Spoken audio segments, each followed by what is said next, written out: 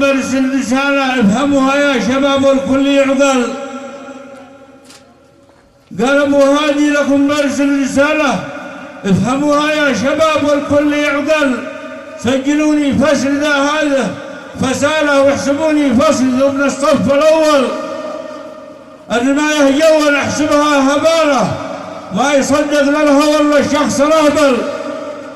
لأن ما يجي علامة للرجالة، الرجالة طبع من يشتي تمرجل، لا تجي ترمي وتحسبها جمالة.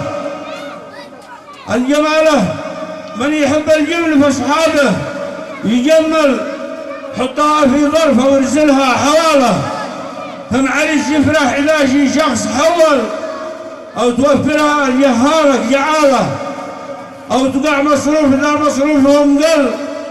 الفلوس ما بتجي شي بالسهالة، لكن الغاوي عليه في الصرف تسهل. من تصدق ما نقص في الخير ماله، لو نويت بالخير عند الله يوصل.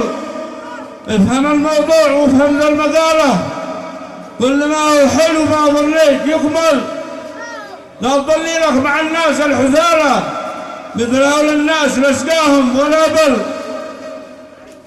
من مع صاحب وفي يحجب جلاله، يحفظه لأن الزمان مطلع ومنزل.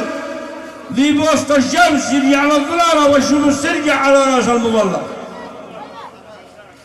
ذي بوسط الشمس يرجع على الظلالة، والشمس ترجع على راس المظلل. والزمن دوار ما يجلس بحاله، كل ما دار الزمن وضعك تحول. قلت كلمة حق ما يجي فضاله، الفضول عند الذي في الحق يزعل.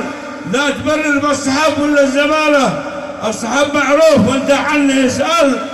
والوفاء ما هو مخصص في سلالة، الوفي يبقى وفي للغير منهل. وقالوا يا اصحابنا من في حاله يسرح الجبهه تعالج كل مختل. وسلامتكم اخوكم ابو هادي الماوي.